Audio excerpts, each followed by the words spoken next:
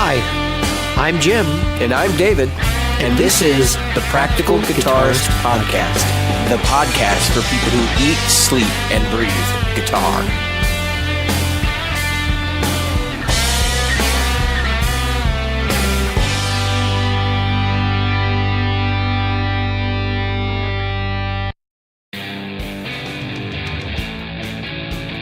The Practical Guitarist Podcast is brought to you by Great Lakes Guitar Pickups. Great Lakes Guitar Pickups provides fantasy tones at prices a practical guitarist will love. Featuring top-notch construction, attention to detail, and a fully custom product, if you can dream it, Great Lakes Guitar Pickups can probably build it. Follow them on Facebook at facebook.com/Great Lakes Guitar Pickups. Are you a regular listener? Why not? David here reminding you of all the ways you can participate in the Practical Guitarist Podcast. Subscribe using your chosen podcast app.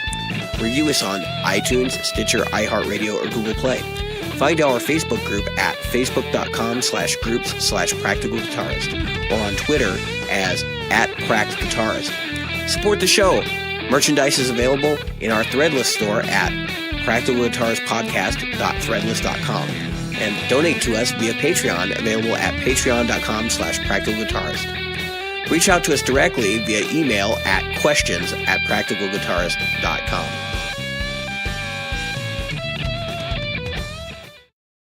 Hi, David. There was no middle finger. I didn't have anything to laugh at. Yeah, well, you're still laughing, though. I'm laughing. I laugh all the time. Folks, there's a reason that I don't smoke pot. Anyway, He doesn't need it. I definitely don't need it. I'm usually a pretty happy person. He's a giggler. So we're recording these ahead of time, but I want to talk a little bit about those who get paid to play.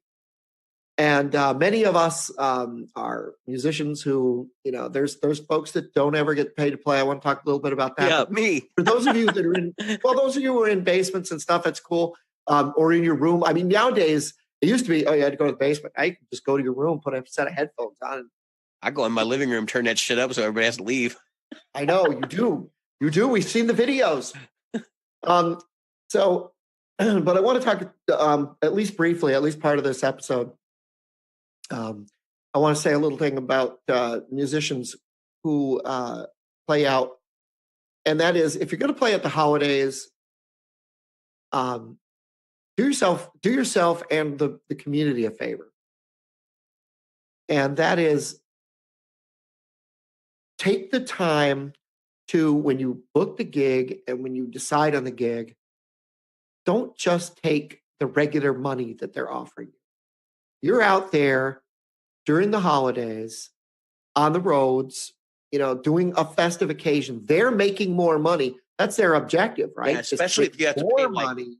If you have to play Christmas Eve, right, and you're going to have to learn the fucking Christmas songs to go with it too. Yeah, I didn't get to that. I didn't even get to pony up. Do yourselves a favor and ask for a little more jingle in your pocket.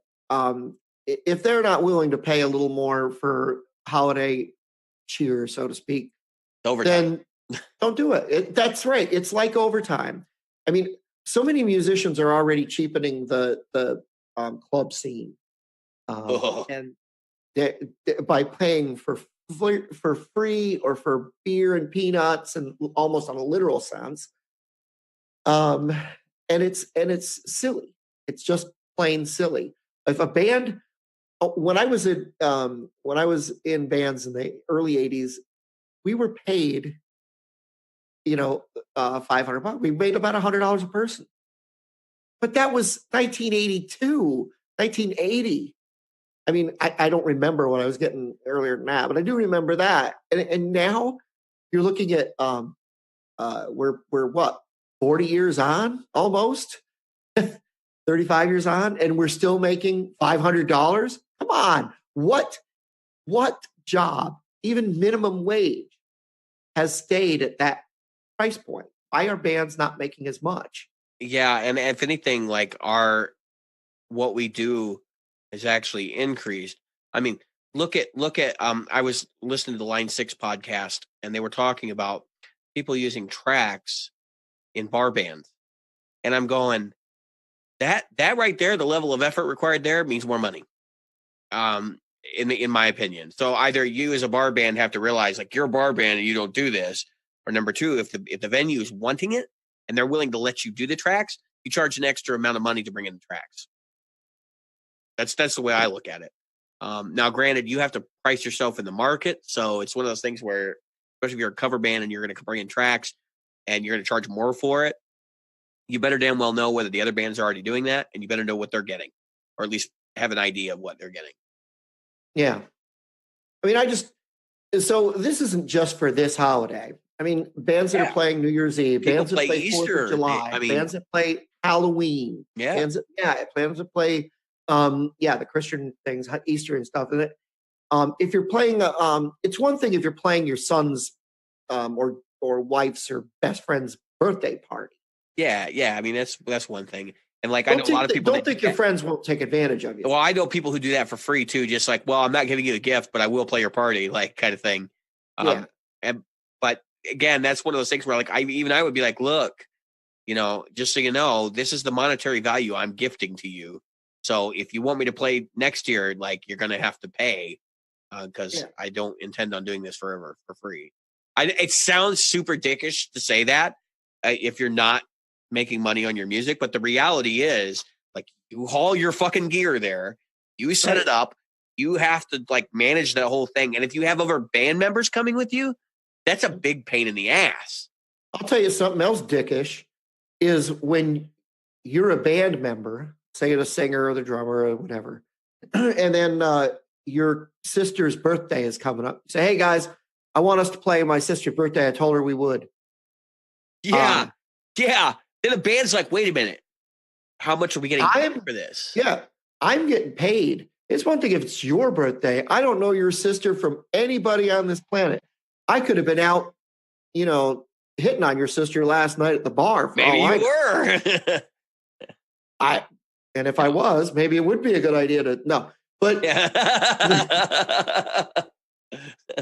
but on a side note, seriously though, I'm not playing your sister's wedding for free. We've got one of our bandmates, our lead singer. She's like, yeah, I want to play my brother's birthday. But we're all getting paid. She's not. She's doing it for free. So that's how they're getting a bargain. That's her gift to him, is to have her do it for free. But we've still got to drag our gear. We've still got to go over to a bunch of people's house we don't know and get treated like folks that are, why are you even here? Yeah. Because that's what most people are doing at a party.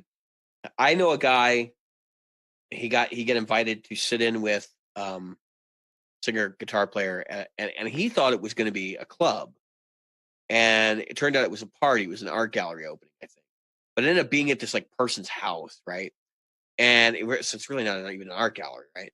And he gets called in, and so he comes in and he says, at first he's like, I should say no because before it even got out of control, because he's like, I don't know what the situation is.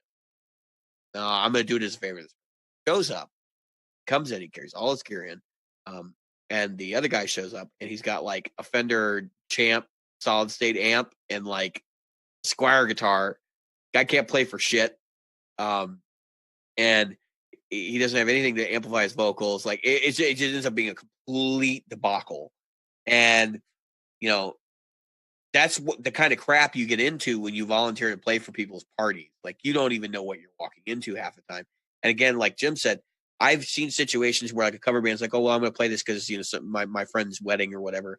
And then they're like, I'm not coming because you're not paying me, it's, or I don't agree to do this unless I'm being paid. So then like half the band shows up or one of the members plus the guy that's actually like related to them shows up. And then it just ends up being a giant debacle because they don't have the gear they need. They don't have, like all those things don't end up materializing. That's what I said, like one of those things where you really should be getting compensated for this. And even if you're not, like if you volunteer to do that, just expect to have to pay your band members at least. It may, out of the kindness of your heart, it may be really a gift. You're not donating your services, you're donating other people's services. So, right. Which is not exactly a donation. But I get to these things. So the thing is that now clubs are starting to expect that their special evenings for which they make more money. And I'm gonna give a story here Yeah, go ahead. for example. And they expect to be able to pay you the same amount of money, even though it's a night where they're going to make more. So I'll give. I don't know if I've told this story Yeah, on here before, you have but it, but I don't think so. But that's one of those things where like you should be making sure that when you get paid that you're negotiating part of both the door if they're charged door fee and also that you're getting part of the drinks because that's ridiculous. I'm sorry if they're going to have 500 people show up because you're playing and you're only going to get the same as the band that had 25 people show up. That's bullshit. right. So I'm gonna talk a little bit about that. So on nights like that, they know that there's going to be people that show up because that's what it is. Yeah. So for example, I'm gonna give a couple of stories that I have. I mean, I have obviously many, but I'm gonna give a couple that were kind of horror stories. One was last year, my band played at a club locally, and the club owner had sent an email saying that she would pay for our meals. She would give us X number of dollars total for the bar tab for the whole band. Now I don't drink when I play, so that's a gift for the That's whole like band. I don't want you to pay for a bar tab. Yeah. Just give it to me in the proceeds. Yeah, but that's fine. But I drink water, and I was like, oh, I could drink soda at least for a little bit. Yeah. Because you'd be surprised how much these places will Yeah, charge yeah, yeah. soda. Yeah, like $4 So for a fucking Coke. I mean, yeah, and it's mostly ice. yeah. So why not just drink tap water, which is what the ice is anyway. So anyway, so I get out there, and I get I get to the gig, and we were getting ready to order food, and the club owner says, "I'm not paying for dinner. I'm not paying for your food." And we had an email that said she would. Yeah. And so there was so we stood our ground with that bar owner. I would have pulled out the email and been like, We did. Showed her the email, and you know what she did? She never called us back for another gig. Yeah, I know. But Yep. that's you got to stand your ground on that. But you have to, and that's the thing. So you know what? That just told me that's not the kind of person I want to work with. Yeah, I mean that's basically the way you got to look at that. Is like, look, this is somebody who's just going to renegotiate as they go through it, and that's why even like the smallest of bands really should have some sort of a rider that says, okay, so this is our guaranteed funds at the end of the night. If you don't like it, like you just signed on the dotted line. So Yeah. you agree. So we about close to 20 years ago, I was playing this place, and we got the door, and we only charged because they said you could charge whatever you want at the door. So we wanted to make it.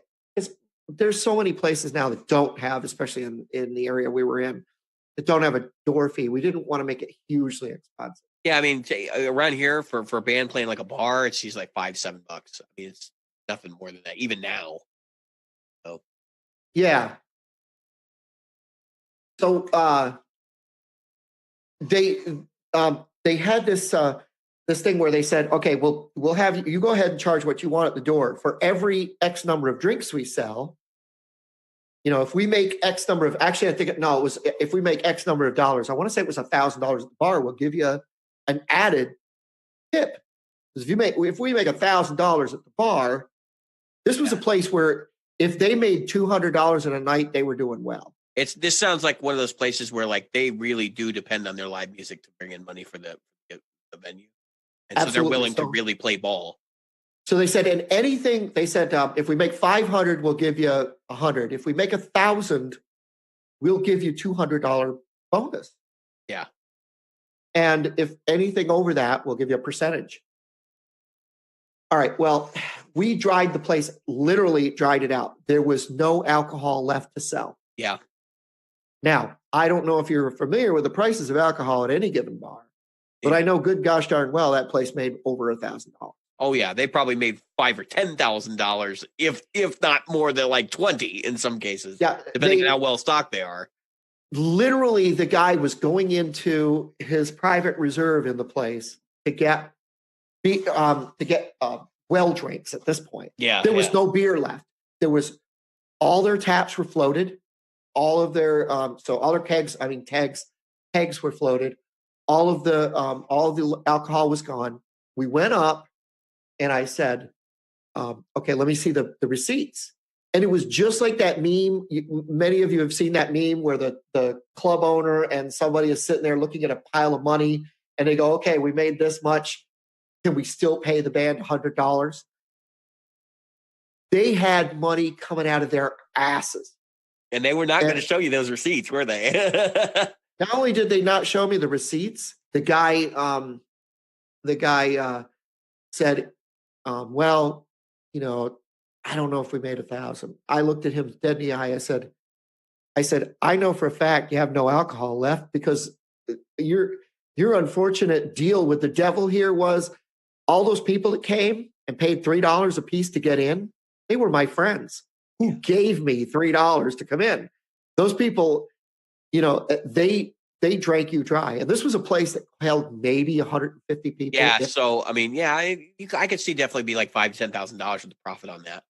A good 65, 70 people were because they were people who came there to see me in my new group. Yeah.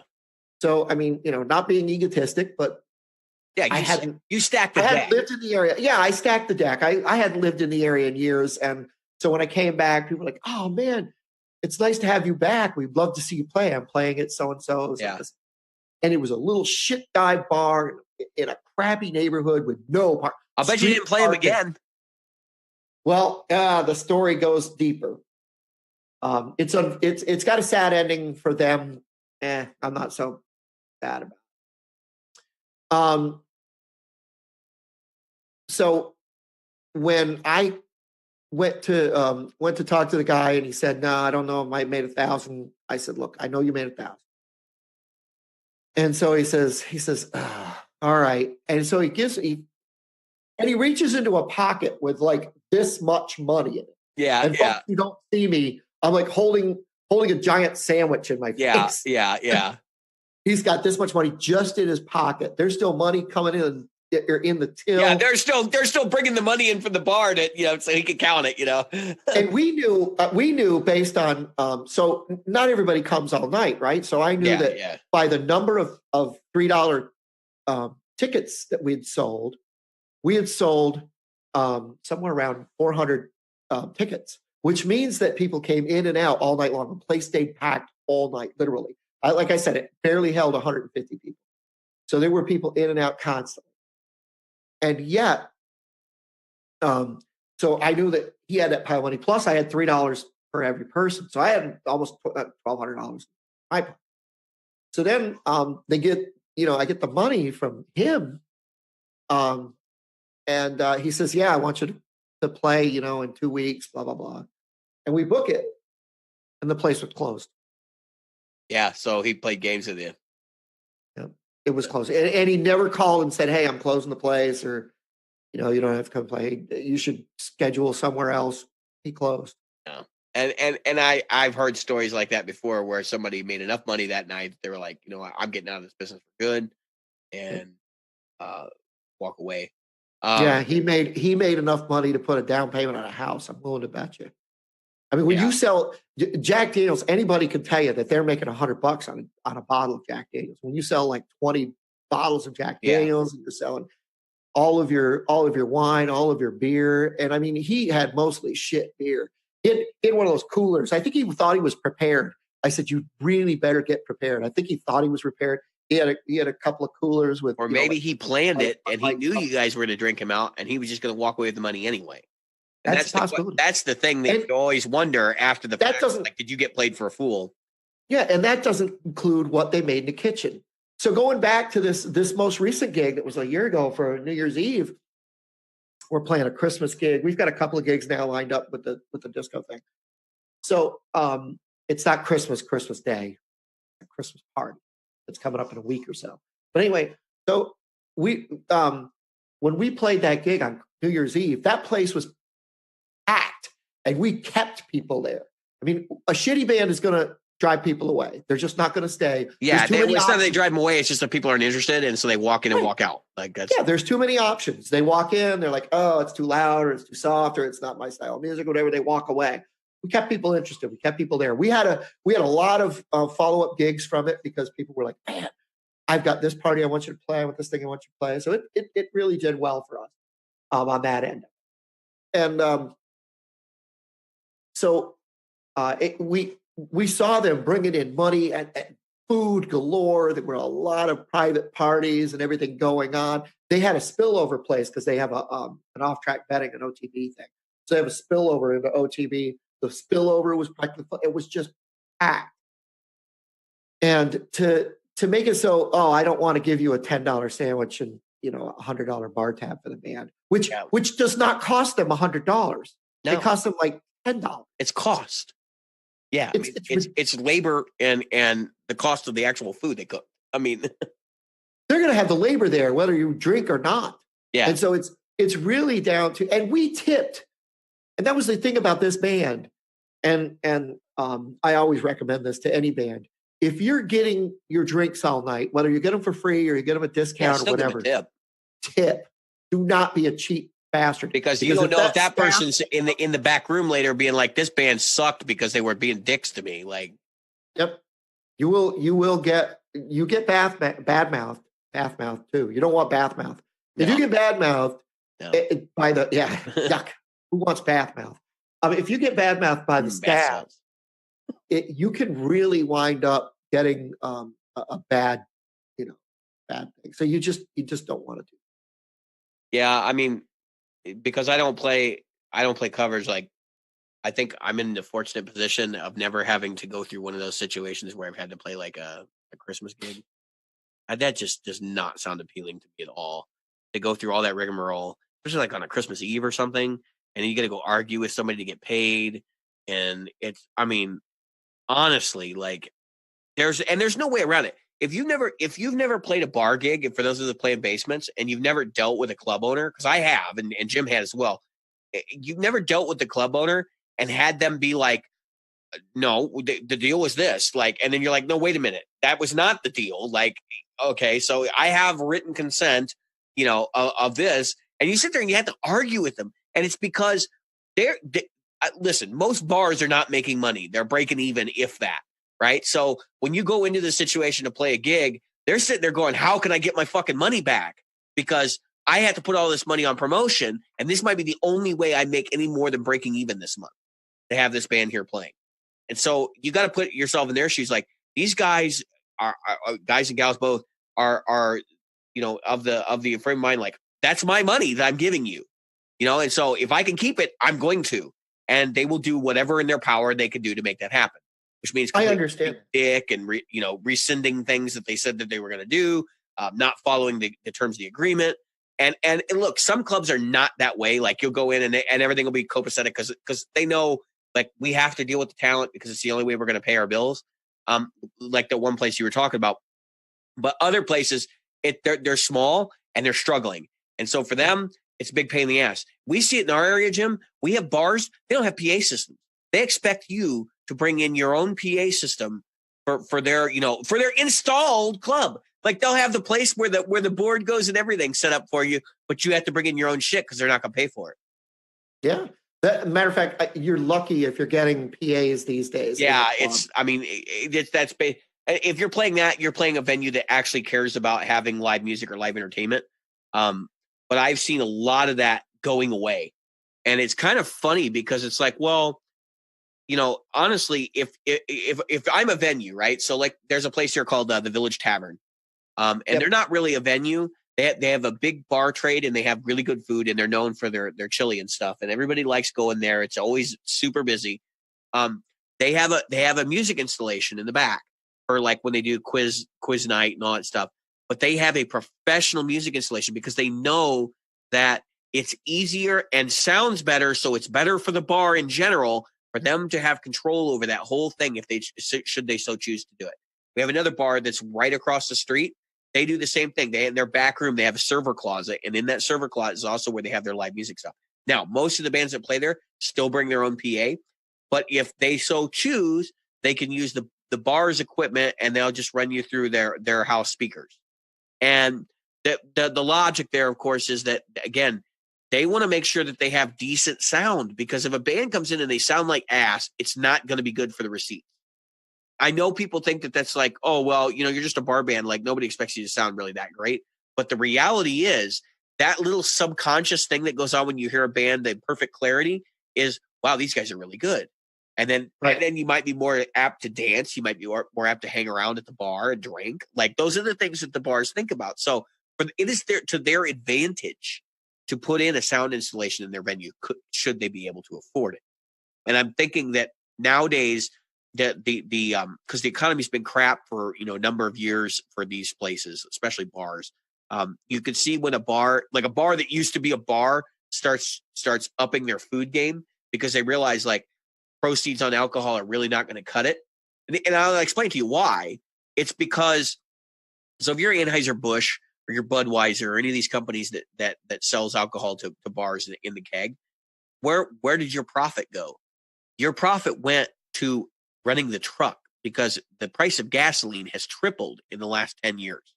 So for them, they have no profit margin. So they're no longer giving the deals to the bars. So the bars are eating that money themselves, which means the bars aren't making money. So they're looking for other avenues to do it.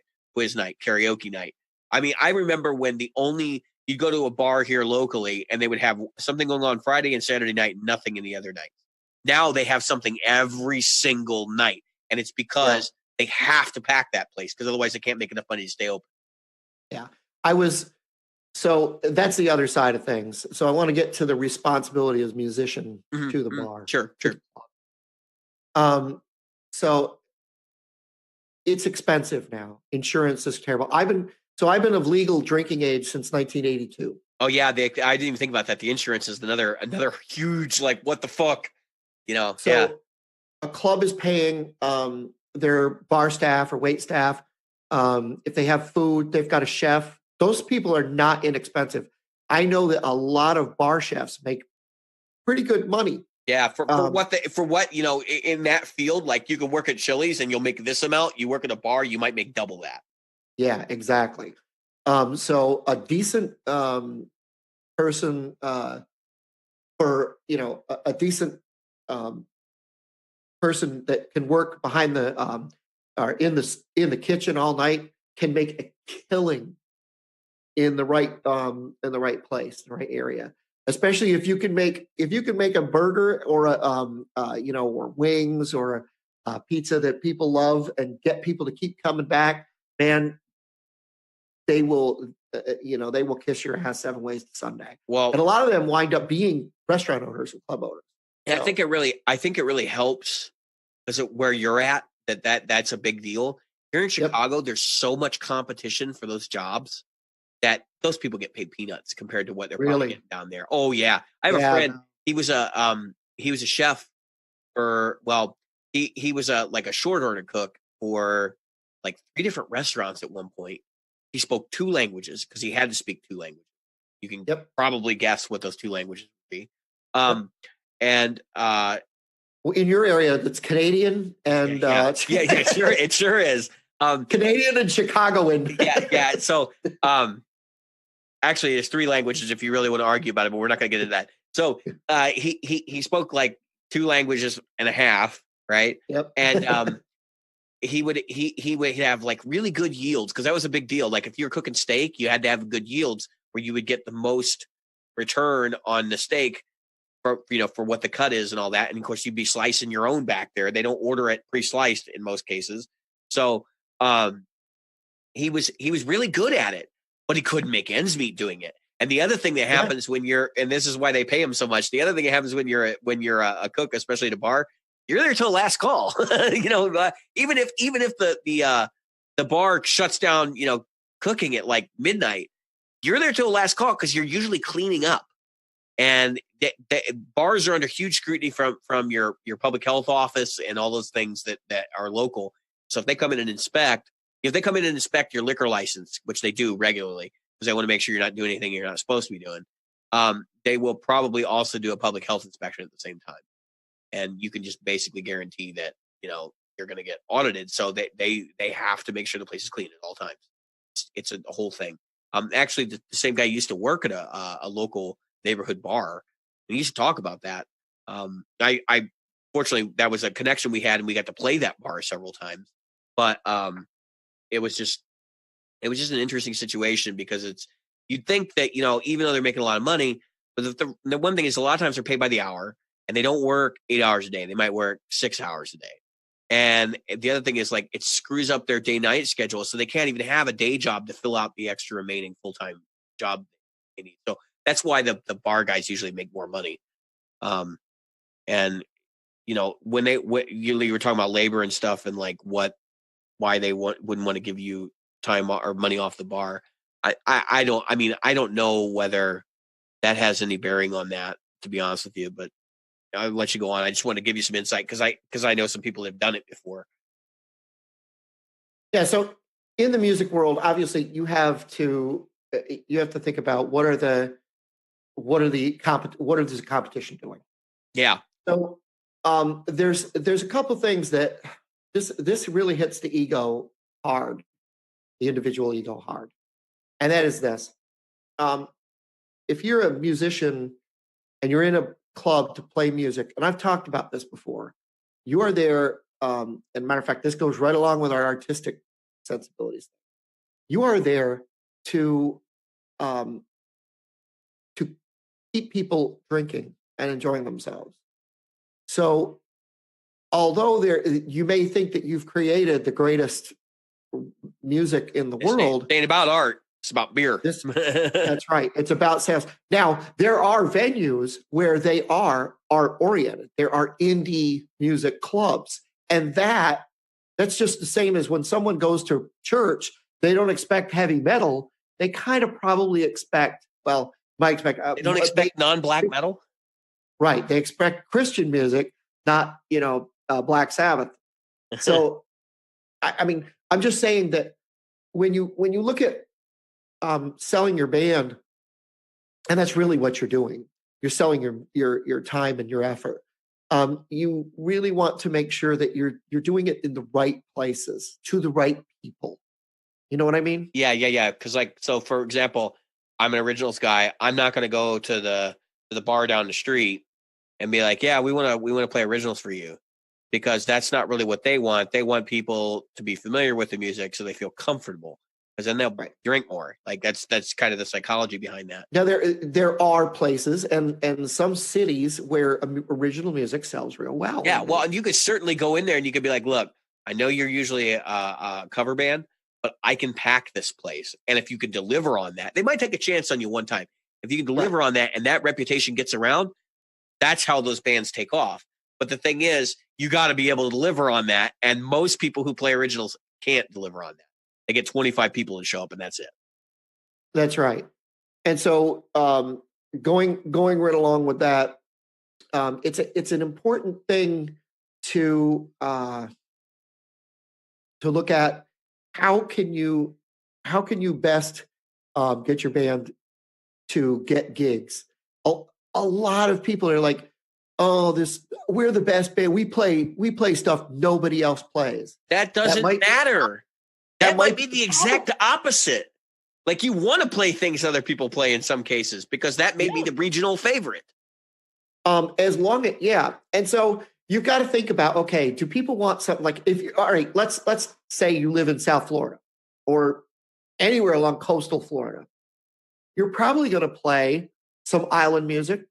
You're probably going to play some Jimmy Buffett. Because you're tailoring your set to the vacationers. Right. You may have a steel drum in a band. Now you come out here, you probably don't have a steel drum in a band. Yeah. Unless you play the beach. And in the summer, you might have that steel drummer in the band. You get my drift, right? Yeah. You might play death metal, because there was a South Florida death metal scene. So there is. Probably not on the beach, but for the locals. I mean, inland somewhere in some dive bar. If you play in areas that have like my band was playing a local LGBT club, and so we had to sit down and go, okay, what songs are going to work in a club like that? Sure. And because that's a challenge too, because they have their own like genre. I'm being as inclusive as possible. They have their own genres, and so like they have celebrities within their subculture that aren't necessarily, you may not even know them.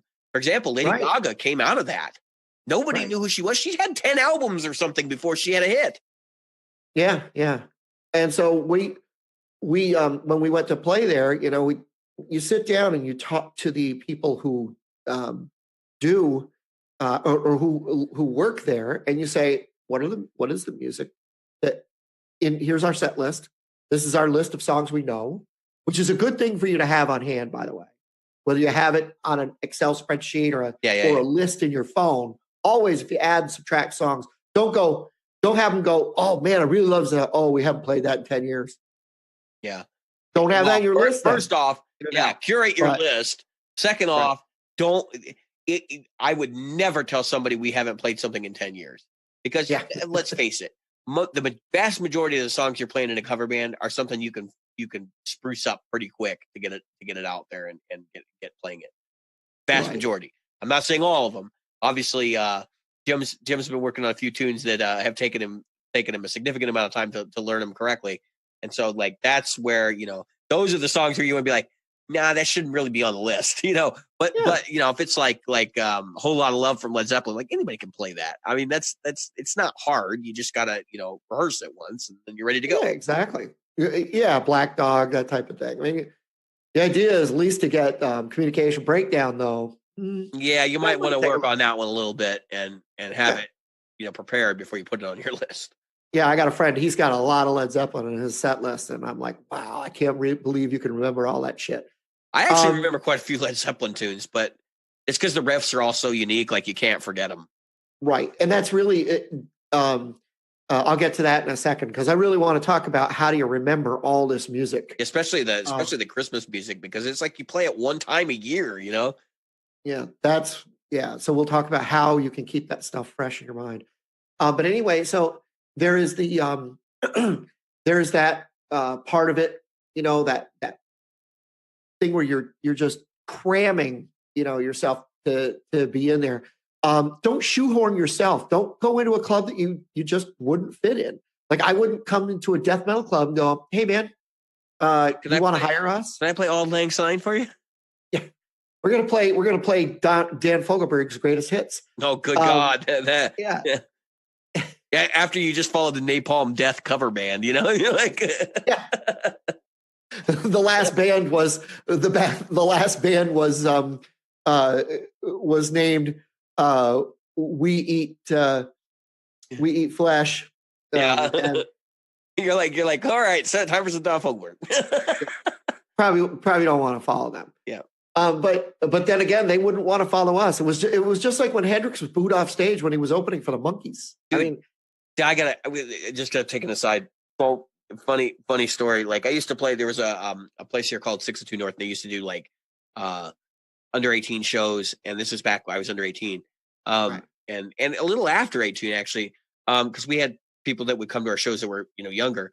So we would book these, and it would be like a weekend, and they'd have like 8 bands playing. And you would not believe where they would stick us in the set.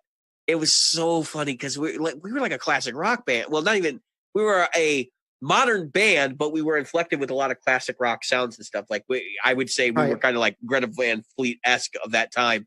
And it was so funny because we did that playing between like a Pantera cover band and like, some other crazy death metal act after us. We just sit there and go, well, we tried. So that was what, probably 2000 area? Yeah. No, because I don't think I started playing out until my senior year. So that would have been like 2003. Oh, shut up. Yeah.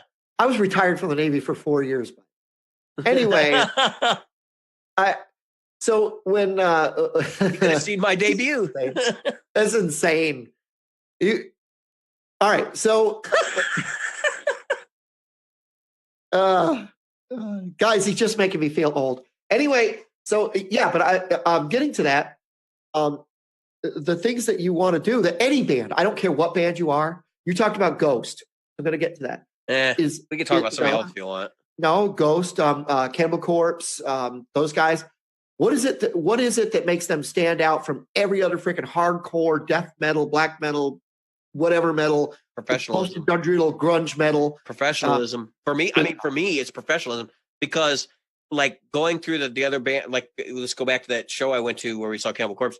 That's what those 3 other bands. They were all they didn't have the sound, number one, which I don't know was their fault or the club's fault, but like they didn't have the sound. And number two, like they would come out and do their sound check themselves on stage. And just that like little thing, like them coming out and playing like a half a tune to get geared up, just seems ridiculous. Yeah, but I paid $25 okay, to get into this show, and I'm going to watch the band themselves do the sound check. That's kind of weird. Yeah, but you know what? Believe it or not, if it's a bar, I expect that. the But headliner they had a stage, so for me, it's like this is a little weird. Yeah, but the headliners, a lot of times, I get that they shouldn't be doing that. But Right. But some of the headliners do. They want to. That is their preference. Yeah, no, and I get that. A lot of bands of the first song in there says a throwaway song anyway because they know, like the performance and the energy that happens when they come on the stage is going to be enough that they can fix up the mix as they're going through their first song. Right. So, but I can tell you this: as far as having been a opening act, sometimes you're lucky if you get a sound. Yeah, a lot of times you're lucky. I know. Plus, you have to remember. So I don't know what they did there, but a lot of times they'll have the stage set so the drums and the back line for the headliners is already done. Yeah, dude. No, they did it for all three bands. So the first band comes out and they got like 8 inches to move around in. It was ridiculous. Yeah. And that can make it difficult for you. And yeah, dude, I've seen people fall off the stage in places like that before because there's no fucking room. And it's like, what are you doing? And if you're not comfortable in that environment where you can play like that, it can really, really set you off as an individual and as a player. I have played in clubs where, on stages where, you were the opening act and you're playing to an empty place where most people are out, they're still coming. They're still getting their tickets. They're still buying beer. They have no interest in you whatsoever. You may or may not be heard at all. And I've played those ones where, I was backing up the big act, and it's like, holy shit, look at all these people. I can't hear myself. I'm playing by memory. I hear a tick in my ear, and that's the one that I'm going by. Yeah, yeah. Well, and if I'm a band, I get asked to open because 2 of those bands were local bands. If I got asked to open up for like Cannibal Corpse on that night, my first thought would be, what can I do to reduce my footprint on stage? Because I don't want to be that band because I'd like to be called back. You know what I mean? Exactly. And these guys all had half stacks and shit. Every single band had half stacks behind them. And I'm going, dude, I would have a Helix on the floor, plug directly into the PA and hope for the best. Because then maybe I'll at least get to come back, So, yeah, that's exactly what I was going to get at. So when you look at that professionally, you look at this stuff, again, you get to where if you're objective, especially if you're an originals band, you are going to open for somebody. I don't care how big you are. You're going to wind up opening for somebody at some point. Yeah. That's going to be part of your thing. And so you have to be prepared. I don't know if I've ever heard of a national act that didn't open for somebody. Yeah. No, and not only is it part of the game, but it's a rite of passage. Yeah. I mean, like, but imagine you were a band like back in the 70s opening up for Led Zeppelin. How fucking cool would that be? And the whole thing is like, that's what's going to endear you to people. So you got to put your best foot forward there. You don't want to sound like shit. You want to do everything in your power not to sound like shit. Right. And if you're opening for, let's say that band that opened for Cannibal Corpse, if you're opening for Cannibal Corpse, there's 2 things you want to make sure of. One, those are the people that when they get done, they're going to come see you later. They want to come see you later. Yeah. So 2, that was the whole reason you did it. A lot of times that band either got paid peanuts or not at all. Yeah. So they, when they show up, your goal, I should say, when you show up, your goal should be, I'm creating an audience today. Yeah. I am adding, X percent of these people that show up. Would you say there was like 1,500 people? Yeah, probably. That was like the capacity of the club, and it was sold out. So yeah. So let's say there was 1,500 people there. So if there's 1,500 people there, and you're looking at even just 10% of that, that's 150 followers you just got. Yeah, that's a lot. Even if it's half that. I mean, like honestly, I've seen Facebook pages of some of these local bands that have like 3 followers, and you're like, why do you even bother? One night, like the guy that has the Practical Guitarist Facebook page. So you sit there, you got to say, okay, I'm shooting for 10% of these people. So, of course, you want the most you can get, but I'm shooting 10% of these people. You have to get the Gene Simmons mentality. I mean, those of you who hate Gene Simmons or like Gene Simmons, it's the one thing that he said that stuck with me forever. That is, you are not just playing for the person that's sitting there right in front of you, smiling and in your face. You're paying. That person's been convinced. You're playing for all. Well, and I'll take it a step further. You're playing for all the people you could prospectively play for in the future, and that's not just the people in the venue. I mean, that's word of mouth gets around too. Right. Don't assume that just because there's somebody in the back that's watching the game, that they aren't listening to you, and they aren't like, you know what? Because that might be their thing, to have live music and watch the game. So to bring this back to original topic, this is exactly the reason that if you're playing a Christmas gig, you should ask for more money. I'm going to explain why. So if you're playing a gig like that, even as a cover band, and you get in front of people as an opening act, and you know everybody like kind of latches on, you don't get that as a Christmas band. Nobody's like watching you and then going, man, I really like the way they played Jingle Bells tonight. So now next year I'm going to look for this band and go see them again. That's not the way it works. They have forgotten you. Yeah. Those gigs are typical. They're throwaway gigs. Gigs. You got paid extra to be on the road when it was shitty, slippery. If you're in a winter environment, it might be slippery outside. You get drunks on the road, especially those New Year's Eve gigs. Oh my God. You get the what they call the amateurs. It's some people call it amateur night, and meaning that the people that don't typically drink and drive are out there drinking and driving. Right. I mean, so make sure that when you're playing out, you personally are getting what you think you deserve. And so let's go back to that thing about the gig. So you should know your music. When you get, I don't care what band you are. I don't care if you're a Barry Manilow cover band, a Styx cover band, an Iron Maiden cover band, or you're covering Cannibal Corpse. You should know, or you're doing your own thing. You should know that music. That's number one. Should know it inside and out. Because that's going to allow you to know your audience. Right. And I'm going to get into a little bit of that here in a second. You should have a really strong grasp on how you're going to present yourself on stage. Are you wearing makeup? You're not wearing makeup. Or you got a certain outfit that you're wearing or not? You know, what is your look? Yeah. Because that does matter. People remember three things about you: how you sounded, how you looked, and how you came across. I think sometimes it's how you look is more important than how you sounded. So, well, obviously in Rihanna's case with work, that's definitely the, no, but I mean, like if you're in a venue and you're playing, you're opening for Cannibal Corpse, right? Like we go back to our whole open scenario. Yeah. I think your visual look, if you show up wearing a t-shirt and jeans and you come out and you play your guitar, that's not going to work for those people. And so it makes a huge impact on whether you're going to get called back. Absolutely. Now, if you're a Jimi Hendrix cover band, you might consider, even though you're probably wearing jeans and sneakers, put your acid headband on. You might consider that headband or that wild shirt. You know, give your audience something to remember you by, and don't have a stupid name nobody can remember. Yeah. Kind of come up with something that at least is like memory. That's 25 things. And if you got a logo, make sure they can read it. Say your name a few times during the show.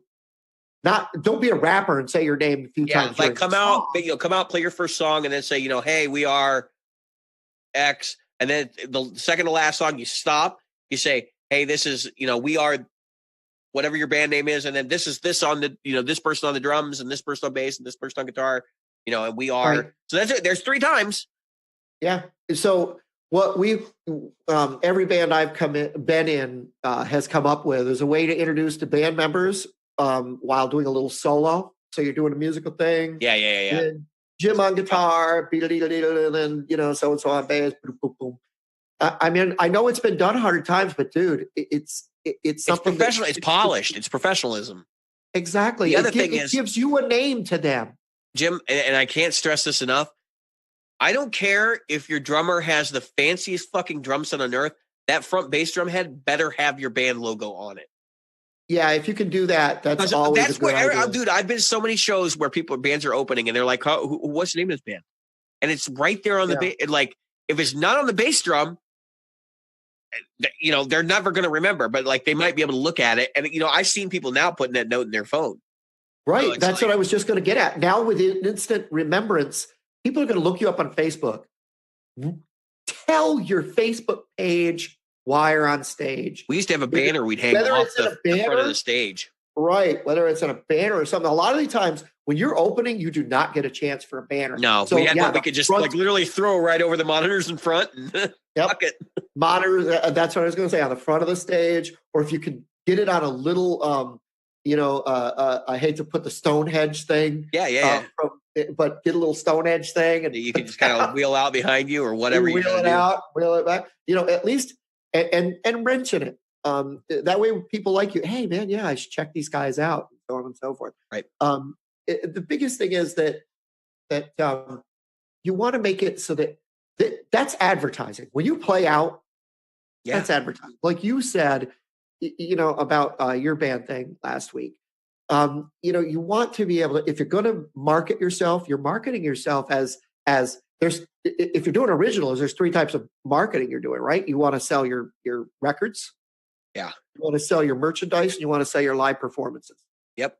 And the other thing is, like, we're in the unique position that what we do is also, it not only is the product, but it's also the sales vehicle for more of the product. So it's a very strange industry because, like, brand loyalty doesn't exist now in retail, but in music it does.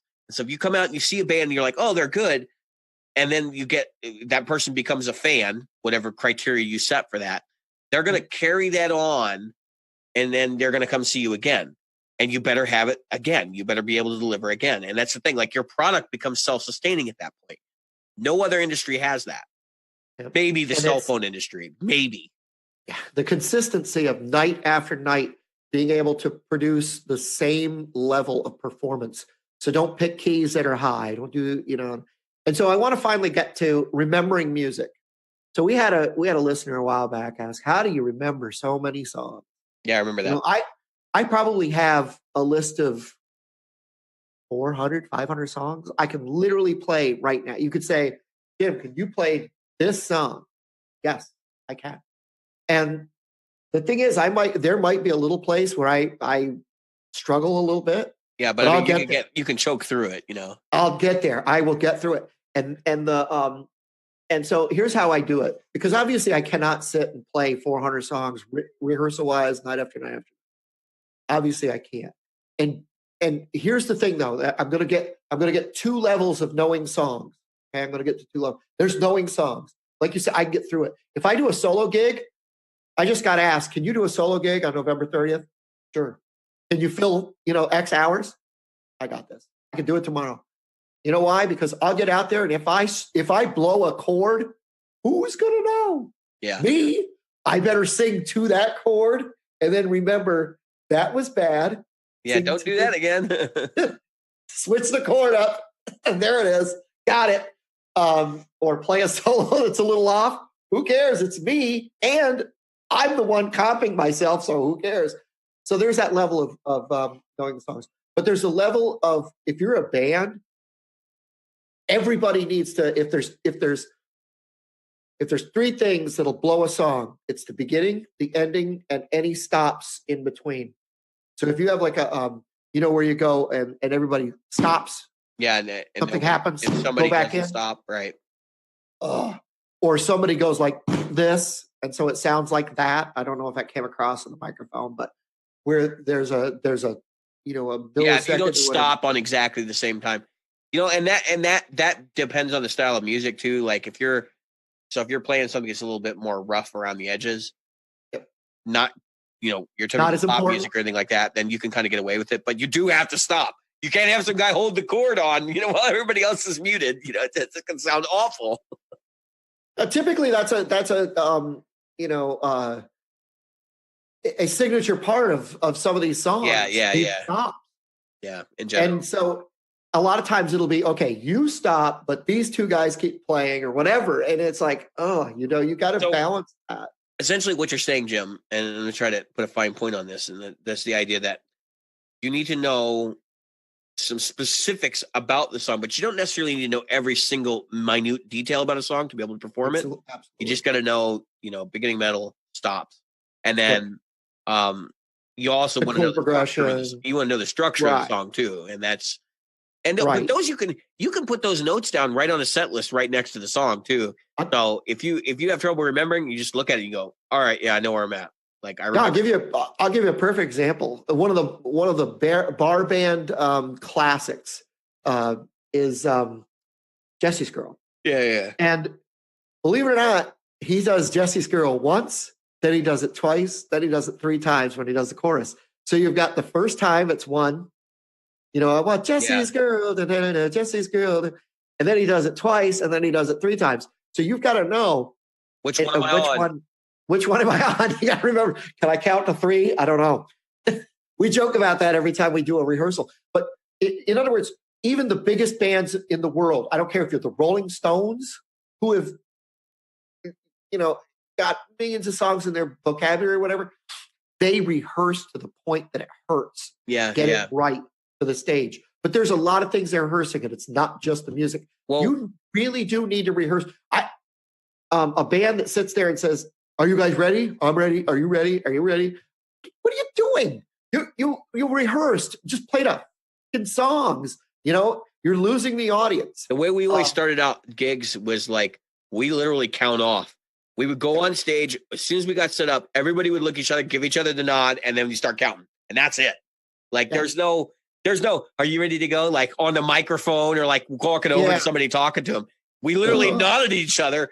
1, 2, 3, go. And that was it. But that's part of what I'm getting at. The set list. Play by the set list. I know there's always that one person that wants to go, you know what? I'm gonna change things up. Can we slip this one song in? No, don't do it. This hot chick at the bar wants me to play this tune and really. Yeah, if you're gonna do that in between a break, that's one thing, but like not right in the middle of a fucking set where this girl's like winking at you and you're like, oh, I'm gonna play that song for her. No, don't do it. You will crash and burn. I have seen it. Yeah, because you pull one out of your rear end in the middle of the thing. Oh my God, it can really bite you, and it can make you. The problem is, it might endear you to that chick that time, but it loses the rest of the people, and that's what we're getting at. Is professional. It's not worth it. Professional, no, and it's not worth it. It's not worth trying to get a little bit on the side at the end of the night. It's not worth getting the free a beer that your buddy comes and, oh man, remember when we were teenagers and used to play this tune? You play that for me tonight? Oh no, you gotta be kidding me.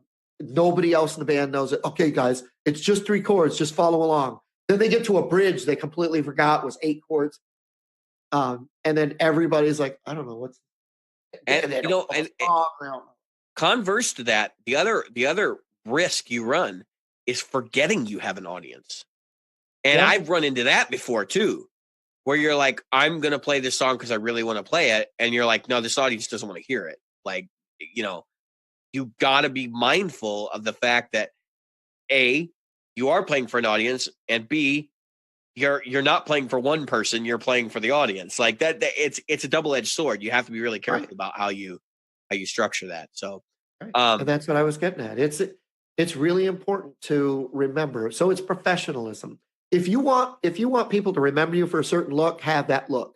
If you want to have people remember you to be for being nice people or anything in between, you want them to know you for that. If you're like Gwar, I was watching the interviews with the guy that we talked about that passed away from Gwar. Odorous Among Us.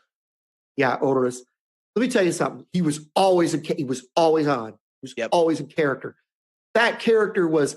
You knew he was campy and hilarious. Yeah, that character. That's what I loved about him. Yeah, he was HR Puffin stuff in a death metal band or whatever you call him. I mean, this guy was hilarious. Great loss. It's just sad. But my point there is, if you want people to know you for that, you better be in that character. I mean, when Kiss shows up for something, since they took the makeup off, they could do both. But before that makeup thing, they were in that makeup all the time, and they were on. Yeah. And that is the difference between in Cannibal Corpse and Ghost. These guys are on. They are Cannibal Corpse. When they're on that stage, you are a character. You really are. Yeah. You can't be yourself. You can't have a bad day. You don't get to have, it's hard. It's hard work.